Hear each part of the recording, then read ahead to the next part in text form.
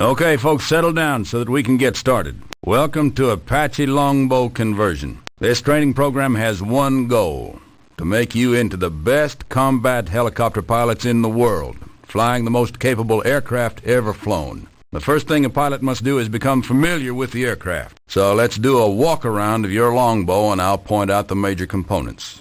The longbow has a 4-blade main rotor measuring 48 feet in diameter. The blades are made from composite materials developed by Tool Research and Engineering Corporation. They are designed to withstand multiple hits from rounds as large as 23 millimeters.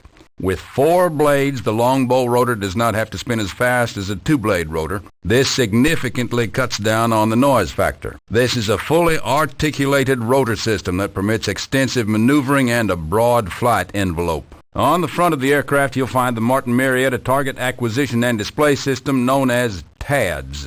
It houses the Direct View Optical System, called the DVO, the Direct Television System, also known as the DTV, and the Forward-Looking Infrared System, or FLIR. These 3 sensors allow the co-pilot, gunner, or pilot to see as far as 10 kilometers day or night with a 220-degree field of view.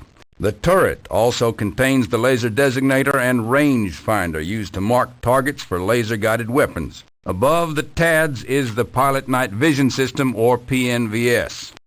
This allows the pilot to fly the longbow at night or in adverse weather. The imagery from this camera appears in a display attached to the pilot's helmet called the Integrated Helmet and Display Sighting System, or IHADS for short. The PNVS turret camera moves with the pilot's head. It operates independently of the TADS so that the pilot can look in one direction while the co-pilot gunner looks in another. Above the main rotor is the heart of the longbow system, the dome that houses the Westinghouse millimeter wave radar. The longbow can search, track, and distinguish 256 ground and air targets up to 20 kilometers away. This radar, used with the new Martin Marietta Hellfire 2 radio frequency missile, allows the crew to engage multiple armored targets without exposing the aircraft to enemy fire. Under the chin of the aircraft is the Mcdonnell Douglas M230 chain gun 30mm automatic cannon. Capable of firing 625 rounds a minute, this aerial weapon is used to engage soft targets such as troops, trucks, or light armored vehicles. The cannon is on an electronic servo platform that allows it to follow the head movements of the pilot or gunner. This enables the crew to engage targets in a 200-degree field of fire by simply looking at the target. On either side of the aircraft are the weapon wings. Each wing contains 2 hard points that carry servo-actuated weapon pylons. The wing tips have hard points for 2 Stinger infrared air-to-air missiles, which are used to defend against airborne threats. Another weapon carried by the aircraft is the launcher for the Folding Fin Aerial Rockets, or FARs. Each rocket launcher holds 19 standard 2.75-inch rockets. The pods are attached to the Bendix aerial rocket control system, which compensates for aircraft pitch. The rockets can be used against any soft to medium armored target. The most important weapon on the aircraft is the Martin Marietta AGM-114K Hellfire 2 anti-tank missile.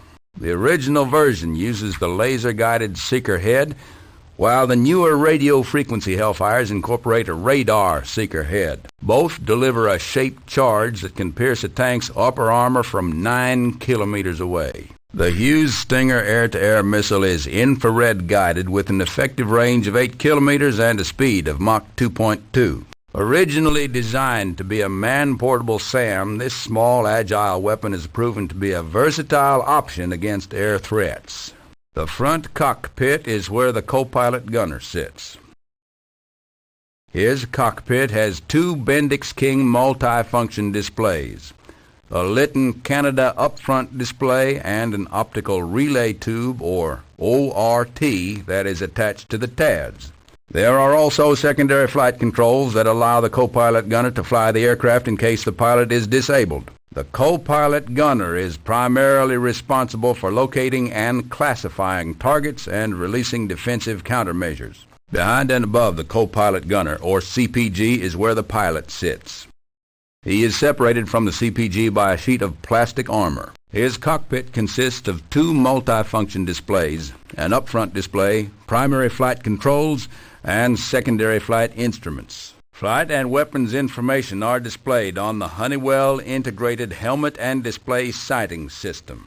The display is a monocle that the pilot and CPG wear over one eye. The cockpit is wired to track the movement of each crew member's head, automatically aiming the sensors and weapons wherever the pilot or CPG looks. Powering the aircraft are two General Electric T700 GE701 Turboshaft engines. Each engine can produce up to 1,700 horsepower, which is routed through a Lytton transmission to the main rotor. The engine and transmission are designed to operate even after damage from 23mm cannon fire. The two engines are widely separated to keep at least one engine intact in the event of an IR missile hit. Below the main rotor is the Lockheed Sanders ANALQ-144 active IR jammer, known to air crews as the disco light.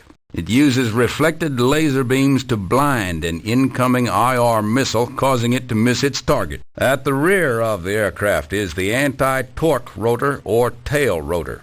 Its lateral thrust is used to compensate for the torque created by the main rotors, as well as to change the heading of the aircraft. It can also withstand hits from 23mm fire. That concludes the walk-around. If you have any questions, consult your -10 manual.